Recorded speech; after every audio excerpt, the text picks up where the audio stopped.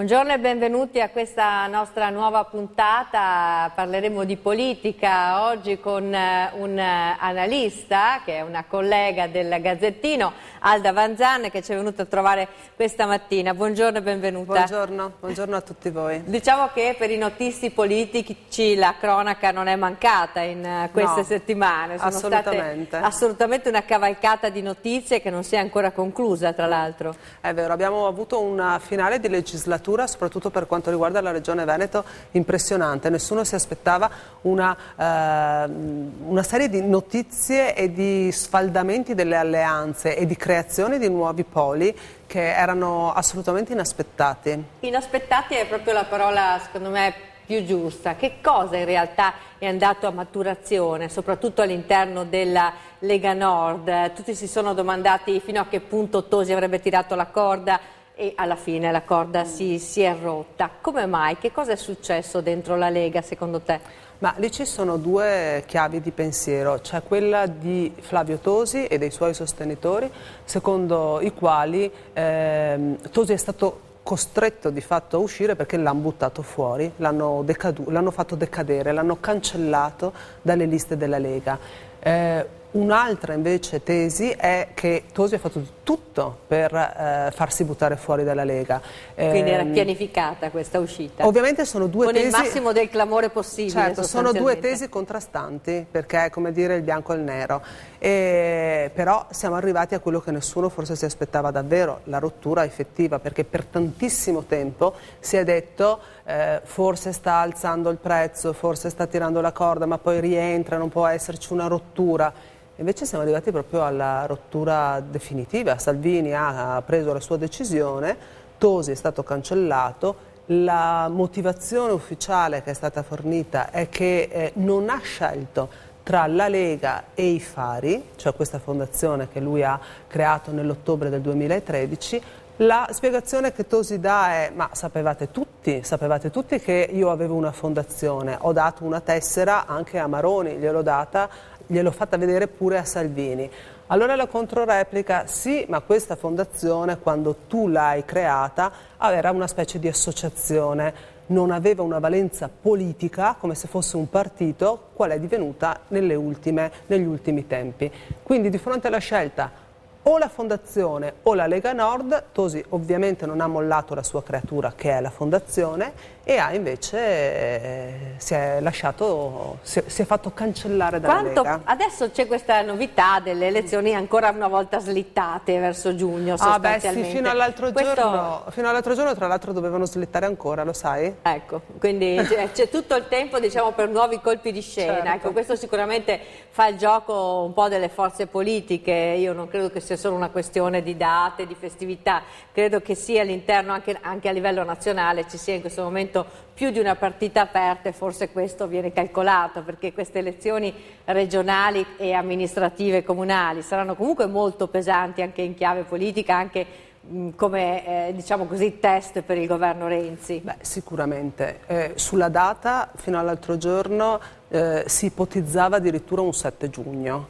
considerato che votare il 31 maggio sarebbe votare in pieno ponte e sarebbe il primo ponte dopo l'inverno, perché con un giorno di ferie effettivamente venerdì sera una persona che può permetterselo o che ha, che ne so, l'appartamentino al mare piuttosto che in montagna, parte venerdì sera e si fa sabato, domenica, lunedì e martedì perché il 2 giugno è festa nazionale. Quindi c'era stato anche questo problema ed era stato ipotizzato un 7 giugno, il che significa che tra un po' si andava a votare quasi a Ferragosto.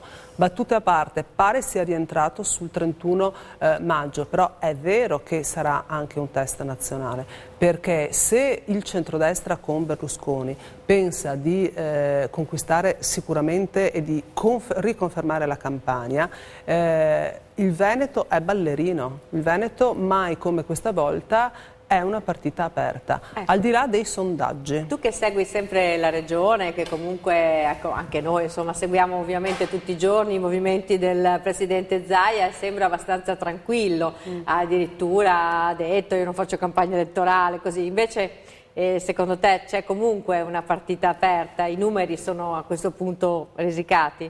non è che i numeri siano risicati, noi abbiamo dei sondaggi che sono stati fatti prima della rottura con Tosi e il resto della Lega, e quindi i sondaggi di cui si è parlato in questi giorni e si continua a parlare non tengono conto del fatto che un pezzo di Lega potrebbe seguire quello che era il segretario nazionale, cioè Veneto, due del assessori, Carroccio. un po' di persone che si sono Esatto, esposte, esatto. e esporsi in questo momento non è nemmeno tanto semplice, voglio dire, perché... No, considera tra l'altro che gli assessori che si sono spostati su Tosi hanno cominciato anche a fare la conta dei voti che potrebbero portare via, perché Stival sicuramente aveva un bacino elettorale molto forte nel Veneto orientale, ma Maurizio Conte Padovano è stato il secondo più votato in tutto il Veneto nelle liste del Carroccio nel 2010. Però quindi... Salvini dice chi è fuori dalla Lega è morto, non porta più voti. Può darsi, non lo so, vedremo. non è così tanto sicuro. Salvini ovviamente porta avanti Zaia e la Lega. Tosi, i sondaggi che sono stati fatti finora sono sondaggi, come ti dicevo, con poco valore perché non è stato ancora testato. È vero però che può portare via voti a Zaia e alla Lega, forse anche qualcosa al centro-sinistra, perché quella parte di elettorato che poteva riconoscersi in Renzi, ma che magari potrebbe non gradire il fatto che Alessandra Moretti sia sostenuta anche da una lista di sinistra vera e propria, potrebbe lasciarsi tentare da Tosi e dal fatto che con Tosi ci saranno le forze centriste, quelle che oggi sono nuovo centrodestra, ma che nella competizione regionale non si chiamerà più nuovo centrodestra, avrà un altro nome, almeno stando a quello che ci dicono. E a proposito delle ultime parole che hai detto, un'alleanza tra Tosi e la Moretti la vedi improbabile quindi? No, un'alleanza tra Tosi e la Moretti non la vedo possibile per due motivi. Per fare un'alleanza dovrebbe esserci il secondo turno e quindi dovrebbe esserci un primo turno, chi vince subito oppure se non raggiunge una determinata soglia di voti allora si va al ballottaggio esattamente come avviene per i sindaci. Però la nostra legge elettorale, quella della Regione Veneto, non contempla il secondo turno e quindi un'alleanza... Quindi? No, non credo che possa perché c'è questa contemplarlo. ipotesi di discussione di un ballottaggio regionale, però insomma nessuno ci crede molto. La situazione sta in questi termini, stanno cercando di approvare il bilancio della Regione. Siamo alla quinta seduta di Consiglio regionale e il bilancio della Regione ancora non c'è. Ecco, al di là di tutte le cose che stiamo dicendo noi, questo mi pare un argomento molto grosso che bisognerebbe approfondire. Questo è un argomento serissimo. Una regione come il Veneto, senza bilancio approvato. Certo, siamo a ridosso delle elezioni. Siamo in esercizio provvisorio e le sedute che si stanno svolgendo in questi giorni, quest'ultima settimana, quella che è appena trascorsa, hanno dato un panorama desolante, cioè si stanno facendo gli sgambetti, i dispetti, i dispettucci all'interno della maggioranza tra area Tosi, tra area Zaia, all'interno di quello che era il PDL, il nuovo centrodestra, Forza Italia di un gruppo e Forza Italia di un altro gruppo. E il bilancio sta diventando quasi l'ultima delle preoccupazioni. Senza perché contare ci sono che altre... in vista di una corsa elettorale qualcuno potrebbe avere più di qualche tentazione di infilar dentro di tutto, voglio dire. Sì, poi quella di solito è quello che si chiama la contrattazione, il mercanteggiare, c'è un termine un po' becero che però rende l'idea e si diceva che i bilanci vengono approvati, però prima c'è la marchetta da portare a casa che è quella per il territorio piuttosto che per il proprio paese. In realtà i fondi regionali sono talmente pochi perché si sono ridotti in 5 anni e sono diventati quasi una miseria che c'è ben poco da mercanteggiare. Però sarebbe bene che i nostri consiglieri regionali, al di là delle beghe partitiche e politiche, si convincessero di lavorare sul serio e di approvare questo bilancio e di fare il migliore bilancio possibile. Che tra l'altro appunto comunque uscirà con un peccato originale dentro, perché comunque i fondi del sociale vengono veramente ridotti all'osso. Sì, c'è una forte contrizione, come ti dicevo, dei fondi regionali, un po' su tutti i settori. Ovviamente ognuno, a seconda della valenza elettorale, cercherà di portare a casa qualcosa di più, che ne so, sulla sicurezza piuttosto che sulla famiglia. Però la parte del welfare, le politiche sociali della regione sono sempre state abbastanza all'avanguardia in questo settore. E quindi penso a tutto il settore degli anziani, dei disabili, dei non autosufficienti, a quel sistema che ha caratterizzato il Veneto, che risente dei tagli nazionali e in parte per quel che concerne la spesa libera della Regione, anche delle scelte della Regione, che però ha bisogno assolutamente di attenzione da parte del Consiglio regionale del Veneto. Senti Alda, tornando invece alla politica, diciamo che anche la Moretti ha detto una corsa a 3 quando si è presentato Tosi nella competizione, però nessuno si ricorda del Movimento 5 Stelle. Infatti è una competizione a 4. A 4? Sì. E credo che sarà un 4 abbastanza vistoso. No, in realtà si è detto a 3 perché il Movimento 5 Stelle dopo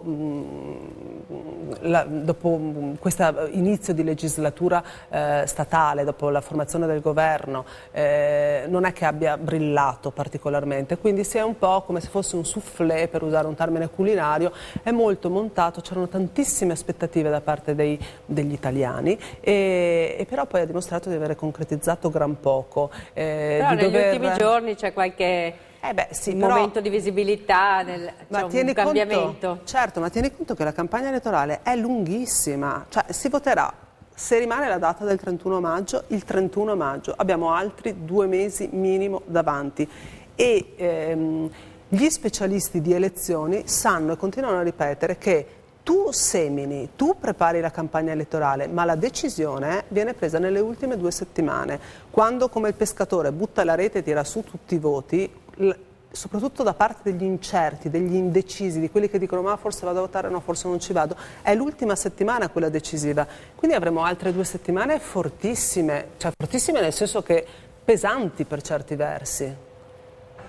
Stavo pensando che pesanti anche per il clima che si sta respirando, una nuova inchiesta molto grossa che riguarda le grandi opere, il Veneto che ha avuto questa grande inchiesta sul Mose e non soltanto sul Mose, insomma un'inchiesta ancora tutta aperta. Il clima rischia di diventare ancora più pesante secondo te? Guarda, c'è chi sostiene che prima o dopo arriverà un'altra inchiesta giudiziaria, che dopo il Mose, la cosiddetta retata storica del 4 giugno 2014, potrebbe essere in arrivo un'altra inchiesta giudiziaria su altri settori.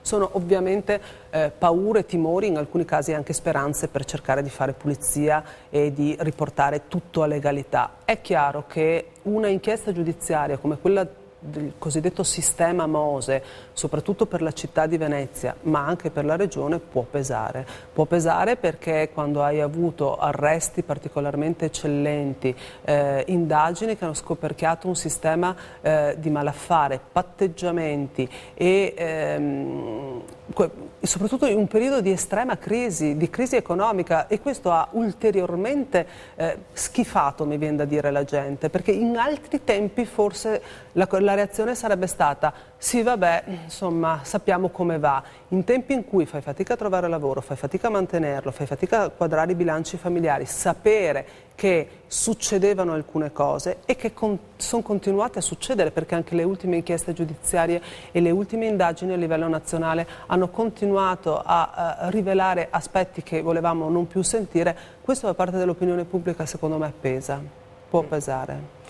Per finire questo giro panoramico sulla regione, poi volevo parlare un po' anche di Venezia con te. Alessandra Moretti ha vinto le primarie, certo. Voglio dire, è la candidata del centrosinistra, pare anche abbastanza appoggiata questa volta dal suo partito, almeno rispetto, mi ricordo Bortolussi, che a qualsiasi incontro si andava elettorale si vedevano pochissimi militanti alle assemblee, beh invece un po' riempie le sale, sembra che abbia dalla sua parte almeno il partito. Ha abbastanza appeal invece con l'elettorato, secondo te? Allora, intanto su riempie le sale. Sabato scorso ha fatto la presentazione della seconda fase della sua campagna elettorale, e la sua sala era molto piena perché aveva 2000 persone. Alessandra Moretti è partita molto presto, ha fatto le primarie, le ha vinte e questa volta, come dicevi tu, effettivamente ha tutto il partito alle spalle e quando lei si muove effettivamente c'è il coinvolgimento. Un po' perché stavolta ci credono ed è l'onda lunga renziana più che l'onda lunga morettiana.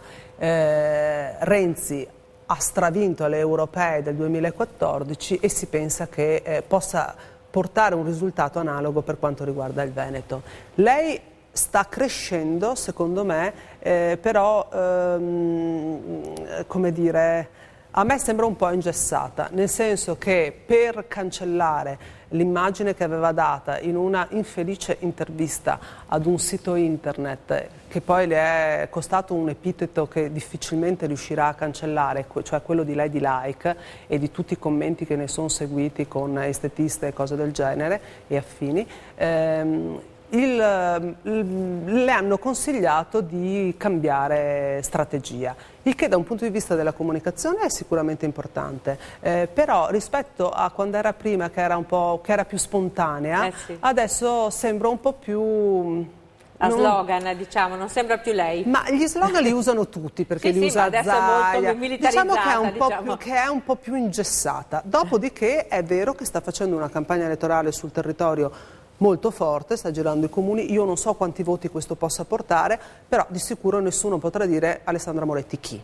Lei adesso lancia questa nuova sfida e il suo nuovo slogan è il coraggio di cambiare e vedremo come andrà. Due donne molto potenti qui a nord-est all'interno del Partito Democratico, perché Deborah Serracchiani, Friuli Venezia Giulia, e Alessandra Moretti, comunque voglio dire, con questa candidatura, il percorso interno che ha fatto al partito è veramente tra le principali protagoniste di questo nuovo Partito Democratico. Eh beh sì, cioè, Deborah Serracchiani la ricordiamo, era nata, non dico dal niente, però era ad un'assemblea e si era così indispettita perché non la ascoltavano e poi è cresciuta. Serracchiani però è una donna, è un politico, è un amministratore che studia e che si prepara molto.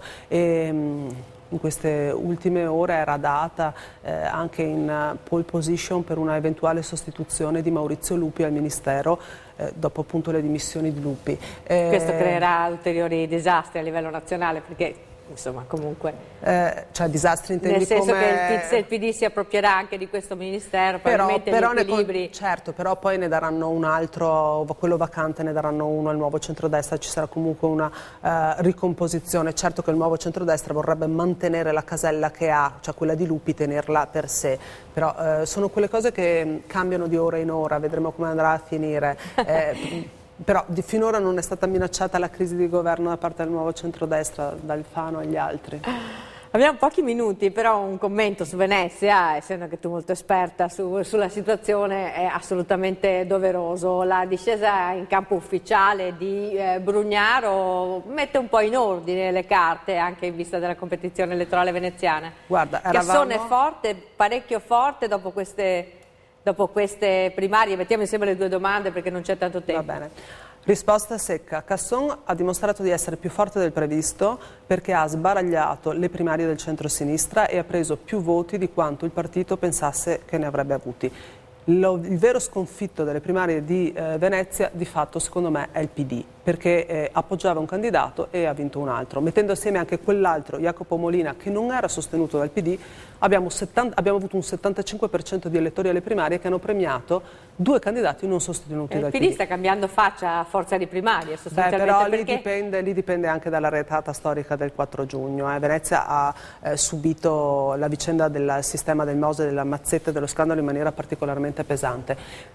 Luigi Brugnaro, la sua candidatura era attesa, non si sapeva se si sarebbe candidato visto il successo di Casson, ha deciso di farlo e avremo una competizione pari a tre, Casson per il centro-sinistra, Luigi Brugnaro per il centrodestra, ma anche Francesca Zaccariotto. Questo significa secondo me una cosa sola, che o Casson vince il primo turno oppure la partita si riapre completamente e potrebbe ripetersi quello che si era ripetuto nel 2005 con una spaccatura del centro-sinistra, ma potrebbe anche capitare la consegna della città al centrodestra o a un centro più moderato, sicuramente non di sinistra. Quella di Venezia è una partita molto interessante e tutta da seguire, esattamente diciamo come quella della regione. Dopo una latitanza della democrazia a Venezia, perché il commissariamento, la situazione della provincia, certo, il fatto che ci siano tre bei nomi comunque di peso, tutti e tre, è un po' un riscatto anche della politica dopo quello che è successo. Beh sì, è bello e sarebbe bello però che i cittadini si riavvicinassero alla politica e andassero a votare, perché il timore è che ci sia l'astensionismo.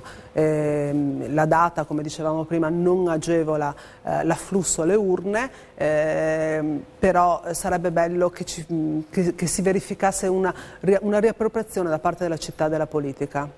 Grazie Alda Vanzan per essere stata Grazie con noi per questa analisi questa mattina. Io lascio la parola ad Antonella Prigioni che prosegue la puntata. Buona giornata.